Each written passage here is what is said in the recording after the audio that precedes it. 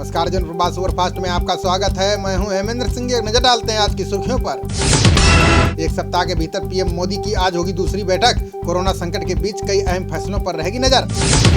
PM Modi की अध्यक्षता में प्रधानमंत्री आवास पर होगी बैठक। आत्मनिर्भर भारत पैकेज के प्रस्तावों को दी जा सकती है मंजूरी।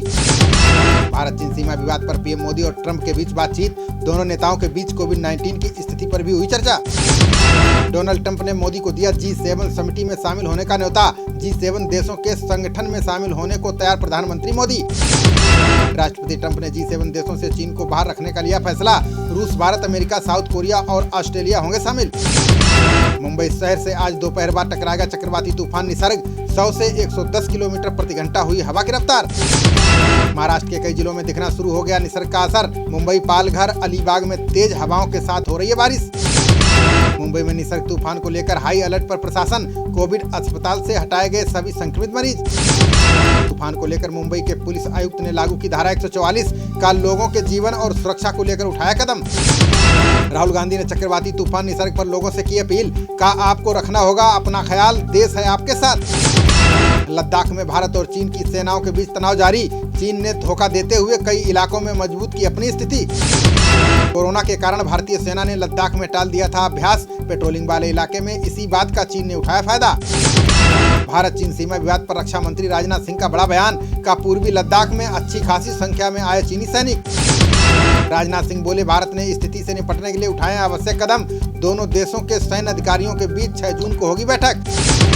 गोवा एयरपोर्ट पर दुबई से लौटे लोगों ने किया जमकर हंगामा। का क्वारंटीन नहीं, घर भेजो। वंदे भारत मिशन के तहत हुई वापसी। पीओके में चीन बनाएगा 1124 मेगावाट की बिजली परियोजना। भारत ने अपनी संप्रभुता का हनन बताते हुए जताई कड़ी आपत्ति। जम्मू कश्मीर के पुलवामा में सेना के हाथ लगी बड़ी कामयाबी। जवानों ने मुठभेड़ में जैश के 2 आतंकियों को किया ढेर।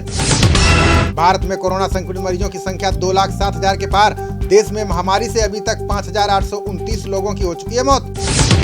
भारत में पिछले 24 घंटे में कोरोना के 8,909 नए मामले आए सामने, जबकि 1 लाख से ज्यादा मरीजों को अस्पताल से दी गई छुट्टी।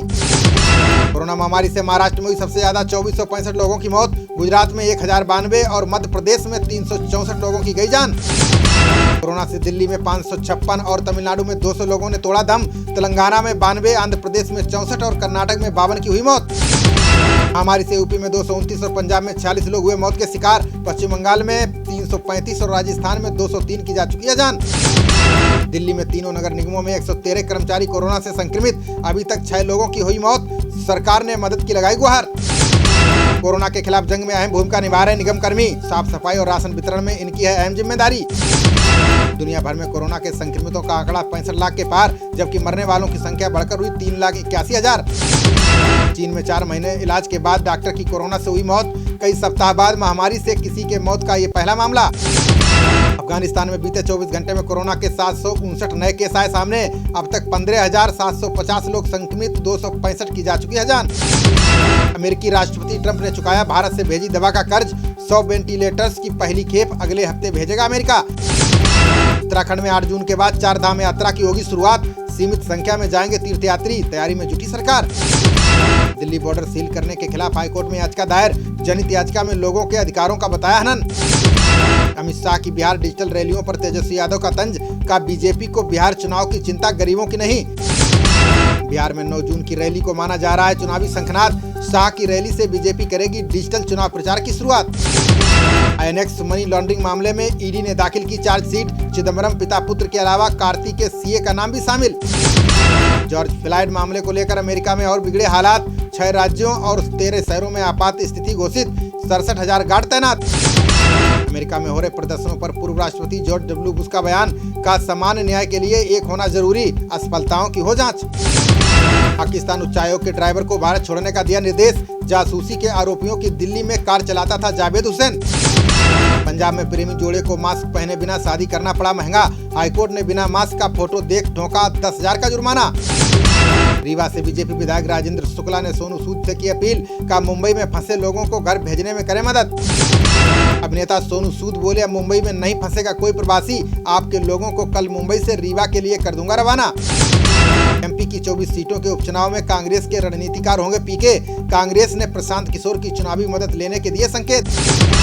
एमपी के मंत्री नरोत्तम मिश्रा ने प्रशांत किशोर के बहाने कसा तंज, कहा अब धक्कम पेल पार्टी कांग्रेस को पीके लगाएंगे धक्का।